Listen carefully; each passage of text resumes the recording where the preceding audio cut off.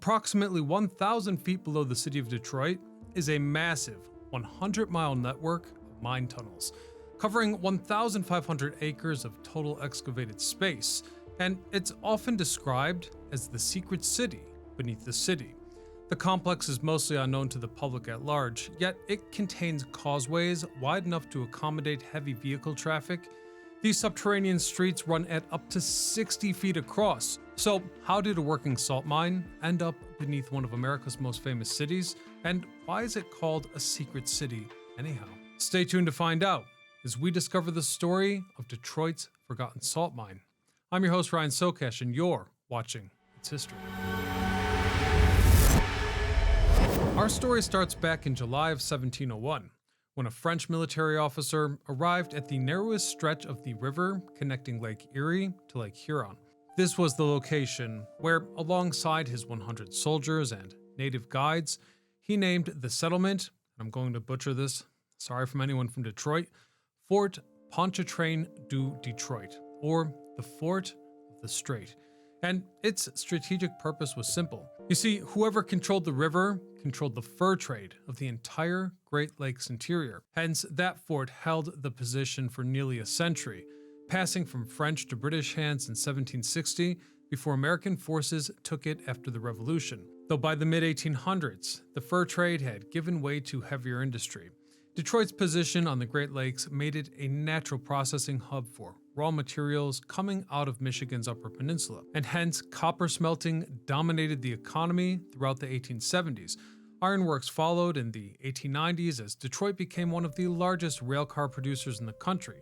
With that, the city's population was pushing towards 300,000, and life was very prosperous. And although the city's more visible industries ranged from things like shipbuilding to stove manufacturing, behind the scenes, salt was surprisingly important to the industrial puzzle, as it was also needed for leather tanning, food preservation, and chemical manufacturing, which caused an inconvenient bottleneck since Detroit always had to import salt. On the flip side, Michigan's Native Americans had known something that the European settlers didn't.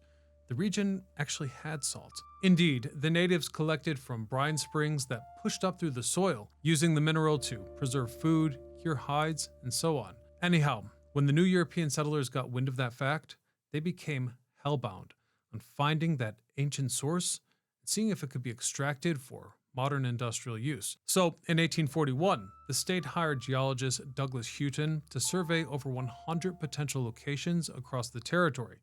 Remarkably, he confirmed that an enormous amount of underground reserves indeed lay beneath the Lower Peninsula. Though at the time, no one fully yet understood just how deep that deposit was or what it would take to reach, and so the search continued. Fast forward to 1895, and surveyors confirmed that the source was conveniently located directly beneath the city. The deposit sat inside what geologists called the Michigan Basin, a vast geological depression that roughly 400 million years ago had been an inland sea. As the basin gradually sank and the water evaporated, it left behind horizontal beds of salt compressed under layer after layer of glacial drift and limestone. By the time anyone thought to drill for it, though, the salt was more than 1,000 feet down. Even so, in 1906, a group of investors incorporated the Detroit Salt and Manufacturing Company and began sinking shafts on the southwestern side of the city. Though almost immediately, that work turned deadly. Crews cutting through hundreds of feet of compacted rock and glacial debris encountered pockets of hydrogen sulfide gas, a silent, invisible hazard that offered almost no warning. In that context, 6 workers died during the excavation, and the company was hemorrhaging money, to the point that it went bankrupt before the first shaft hit its target. So the mine, at that point, was just left unfinished. This is where a reorganized version of the operation called the Detroit Salt Company took over the project and completed the 1,060-foot shaft in 1910. 2 years later, the Watkins Salt Company acquired the operation, renamed it the Detroit Rock Salt Company, and sank the shaft an additional 100 feet. And finally, they found what they were looking for: a higher purity of salt. By 1914, the mine was acquired by the International Salt Company, the dominant player in the Midwestern market.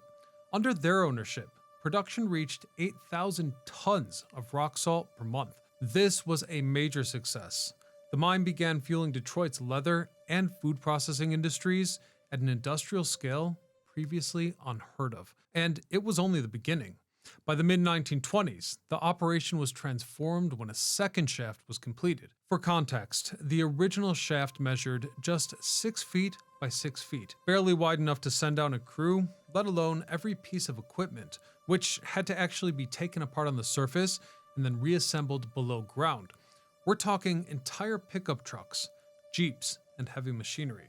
In turn, entire underground workshops were needed for that process. Objects like dump truck tires, too large to fit through the shaft opening, were compressed and bound before they could be sent down. With that in mind, the second shaft changed everything, since it was massive. The new access allowed for electronic locomotives and mechanical shovels to be sent down en masse. With the help of those tools, the causeways grew wider and longer, eventually reaching 60 feet across. The chambers themselves were carved roughly 50 feet across by 25 feet high, with pillars of untouched sand left standing at regular intervals to hold the ceiling in place. The method was called room and pillar, and it meant that only half the salt was ever removed. The rest became architectural, and in some cases, to a rather beautiful effect. And so, at this point, the mine was finally producing on a scale that justified the investment. It empowered the city's local economy and provided jobs for hundreds of men. International Salt continued to expand the operation through the 1930s, and although the Depression slowed things down, the digging never stopped. Rather, the mine found an entirely new market, one that would eventually dwarf everything that had come before it.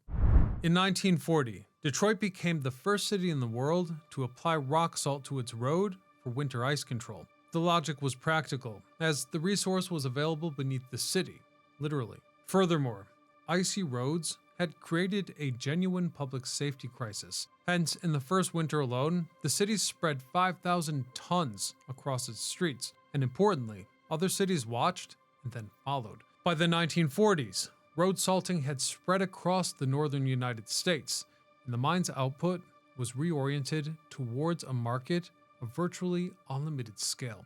With that, through the 1940s into the 1950s, the mine was at the height of its public profile. Accordingly, International Salt opened the tunnels to guided tours, where school groups could descend via a cramped 2-level elevator, descend 1,000 feet, to emerge into a glittering underworld that felt unlike anything up on the surface. Then Governor Williams made his trip in October of 1950, and the photos from that visit depict officials navigating the causeways by jeep, with the salt walls around them bright under electronic light. The mine was, by any measure, one of the most remarkable industrial sites in the country. By the late 1950s, Detroit's post-war boom was reshaping the surface of the city at a pace that the mine could barely keep up with. Henry Ford's River Road complex, the largest integrated factory in the world, was running full production, less than a mile and a half from the shaft entrance on Sanders Street. And the mine had then expanded to run directly beneath the factory, which is a rather romantic notion, as its causeways were threaded under one of the most celebrated industrial campuses in American history. The tours continued into the early 1960s, but the mine's identity was shifting. The guided visits grew less frequent as the operation modernized and production took priority. So by the time International Salt had fully electrified the extraction process, the mine was less of a curiosity and more of a factory, one that at this point was already the size of a small city. And I'd like to place a little emphasis on what that means. For context, that room and pillar method we discussed earlier produces a grid. As extraction moves through the salt bed in rectangular sections, leaving behind columns of uncut salt at regular intervals. At 40 feet wide by 20 feet high, the columns carry the weight of the 1,000 feet of rock above it. In turn, the rooms between them are carved at up to 60 feet across. That's wide enough for full-sized front loaders and electric locomotives to move through without any difficulty. This checkerboard pattern has been repeated under Detroit across 1,500 acres, and it gives the mine the structural logic of a city block plan. And it's an interesting contrast. As the causeways between excavation zones function as streets, the unseen grid above them is actually the ceiling of an ancient sea. For ventilation, 100,000 cubic feet of fresh air are pumped into the mine every minute. With that in mind, operations ran consistently for 73 years in this fashion, until 1983, when a mild winter changed everything. Towards the end of the 20th century, international salt had already been watching the margins shrink for years. Cheaper Canadian imports were undercutting the operation, and when demand suddenly dropped, the company made its decision. Operations were to cease. Just 2 years later, though, a company called Crystal Mines purchased the property for just $2.5 million, though they had no intention on mining salt.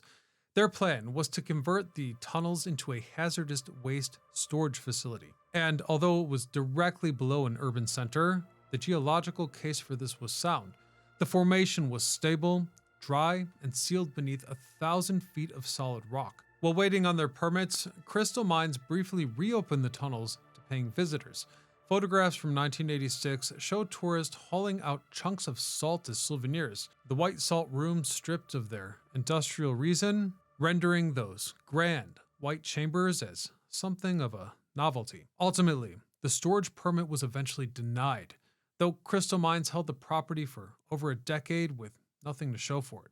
By 1997, the Detroit Salt Company LLC purchased the mine and spent 3 years preparing it for production. And just like that, the hiatus was over. Salt reappeared via the shaft in 1998 for road de-icing as the sole product. From there, the salt changed hands a few more times over the years, and today it still produces approximately 2.5 million tons of road salt annually. According to some sources, the blasting is occasionally audible from the surface, but I couldn't verify that, so we'll have to rely on any subscribers from Detroit to let us know if that's really the case in the comments section below. Otherwise, we'll leave it there for today, but I thank you all for watching, and until next time, I'm Ryan Socash, signing off.